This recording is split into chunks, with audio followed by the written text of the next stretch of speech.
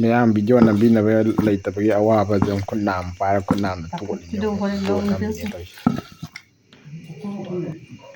ꯃꯌꯥꯝ ꯉꯁꯥꯏ ꯑꯩꯅ ꯇꯣꯠꯈꯤꯕ ꯄꯥꯛꯅꯝꯗꯣ ꯁꯤꯗ ꯂꯩꯔꯦ ꯃꯌꯥꯝ ꯅꯝꯕ ꯍꯧꯔꯁꯤ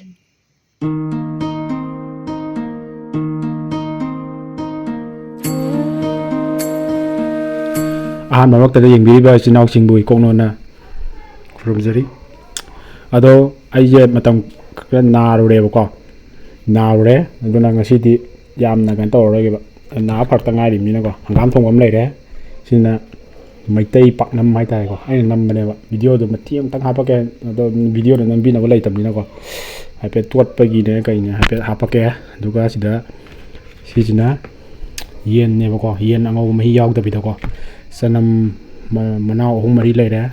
ꯀꯣꯠꯅꯕ ꯆꯥꯅꯕ ꯍꯥꯏꯇꯥꯔꯦ ꯁꯤꯅ ꯀꯩꯅꯣ ꯂꯩꯔꯦ ꯁꯥ ꯃꯔꯣꯏ ꯂꯩꯔꯦ ꯇꯤꯜꯍꯧ ꯈꯔ ꯌꯥꯎꯔꯦ ꯑꯗꯨꯗꯤ ꯃꯌꯥꯝ ꯆꯥꯕ ꯍꯧꯖꯔꯁꯤꯀꯣ ꯌꯥꯝ ꯆꯥꯕ ꯍꯧꯔꯁꯤ ꯌꯥꯝ ꯏꯁꯤꯡ ꯈꯥꯟ ꯊꯛꯀꯦꯕ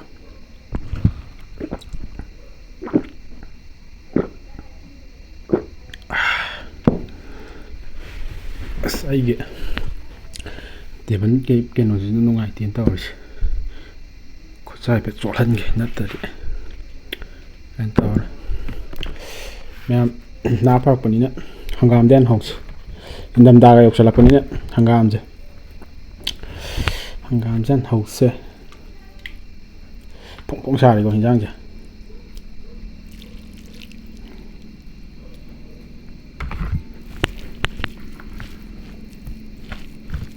ꯄꯥꯛꯅꯝ ꯑꯁꯦꯝ ꯍꯥꯞꯀꯦ ꯑꯗꯣ ꯑꯆꯝꯕ ꯆꯥꯁꯦ ꯂꯣꯛ ꯊꯨꯡ ꯐꯔꯛꯄꯗ ꯉꯥꯏꯔꯤꯕꯅꯤꯅ ꯑꯩꯁꯦ ꯌꯥꯝ ꯀꯥ ꯍꯦꯟꯅ ꯆꯥꯁꯟꯕꯁꯨ ꯅꯨꯡꯉꯥꯏꯇꯦ ꯊꯥꯎꯗꯣ ꯍꯤꯟꯖꯥꯡꯁꯦ ꯊꯥꯎ ꯌꯥꯝ ꯉꯧꯗꯦ ꯈꯤꯇꯪꯅꯦ ꯉꯧꯔꯤ ꯃꯃꯤꯡꯒꯤ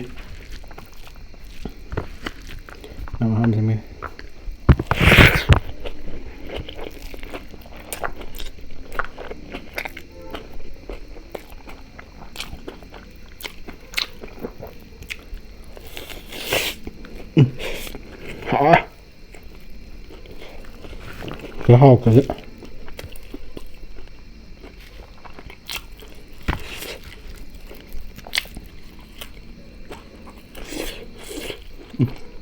한번 또.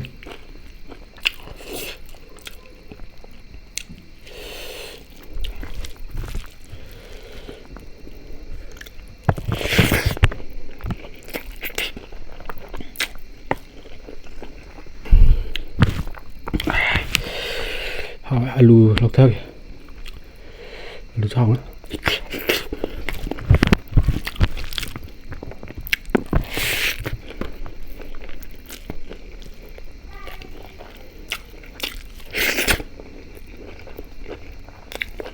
nhằm để sẽ tôi bố còn rồi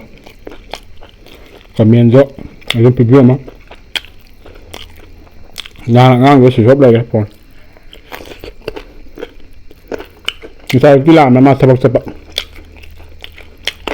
kalau tu pun yang tahu ni tu pun dipakai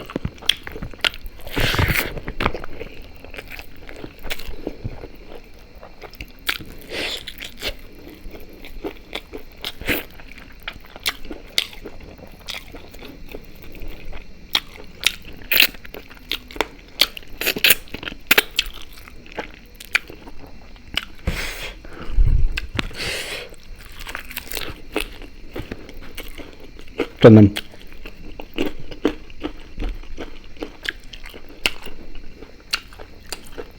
ngam thảo ngam đồng thì nga thác này mình nhỉ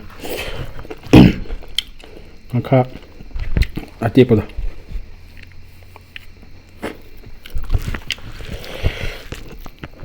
na rồi chạm chanh rồi được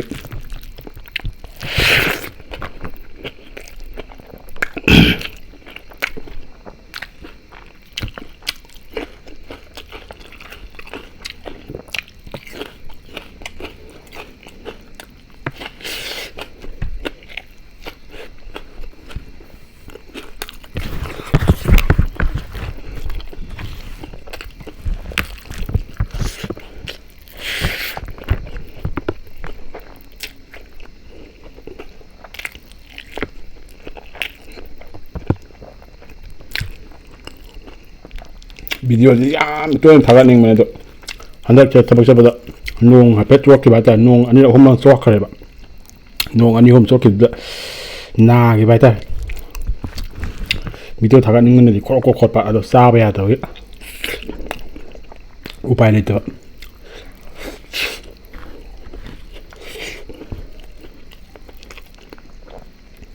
ꯁꯥꯔꯤꯌꯦ ꯈꯅꯥꯎ ꯃꯅꯨꯡꯁꯨ ꯄꯣꯛꯄ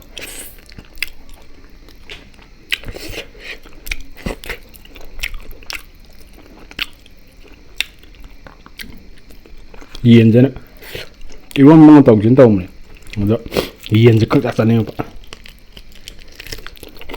ꯆꯥꯗꯕ ꯀꯨꯏꯔꯦ ꯍꯞꯇꯥ ꯑꯃ ꯍꯦꯟꯅ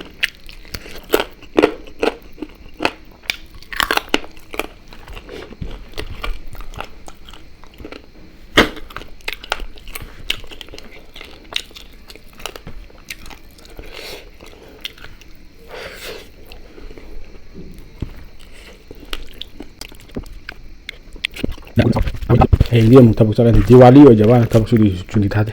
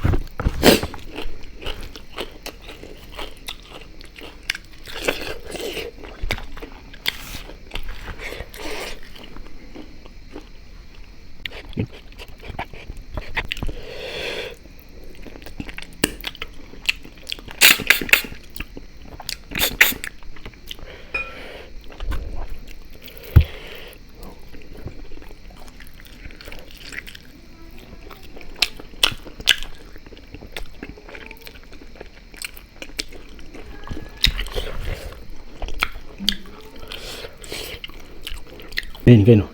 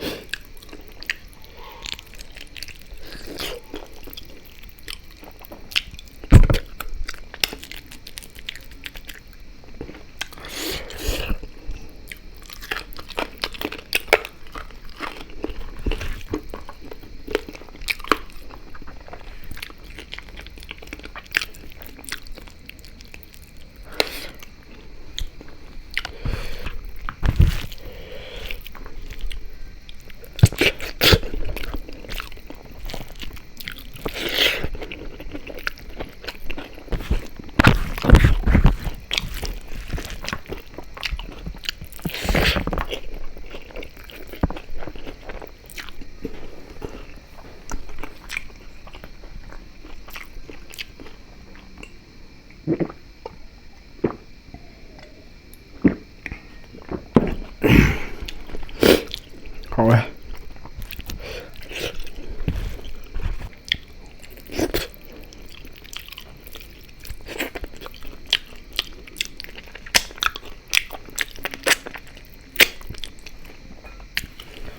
ꯃꯔꯨ ꯌꯥꯎ ꯆꯥꯁꯜꯂꯗꯤ ꯃꯔꯨ ꯌꯥꯎ ꯆꯥꯏ ꯍꯥꯏꯔꯛꯀꯅꯦꯕ ꯍꯨꯏꯁꯨ ꯈꯔ ꯈꯥꯛꯇ ꯌꯥꯗꯦ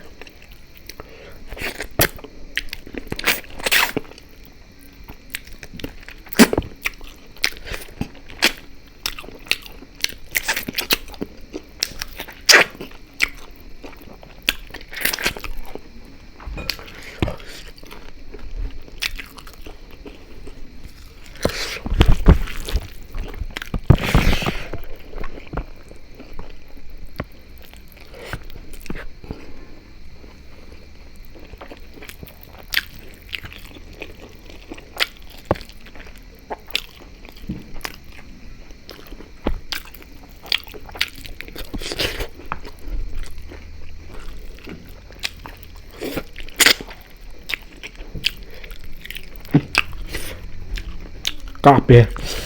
Kolomdan bom kape. Kolomdan.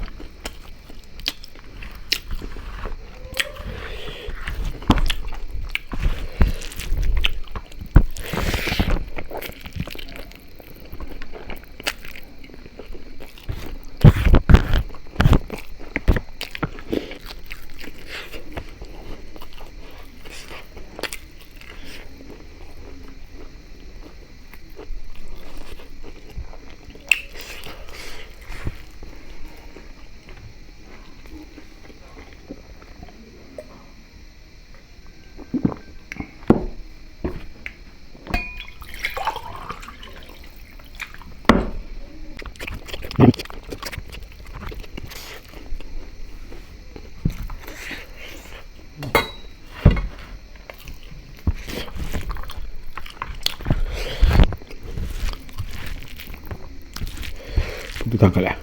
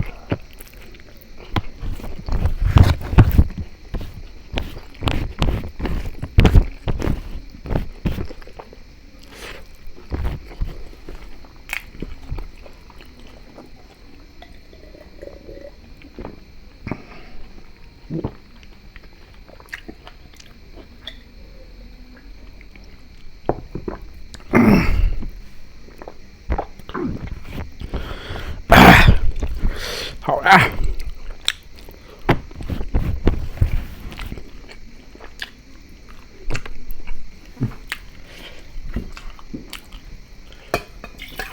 Tìm chỗ đau ra.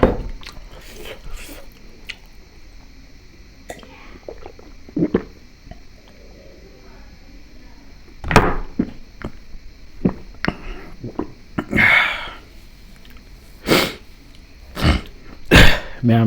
sao cho mà tăng sai đôi chân giờ làm ní nè video chứ tăng sai đôi chân giờ là cái đó ai channel jibu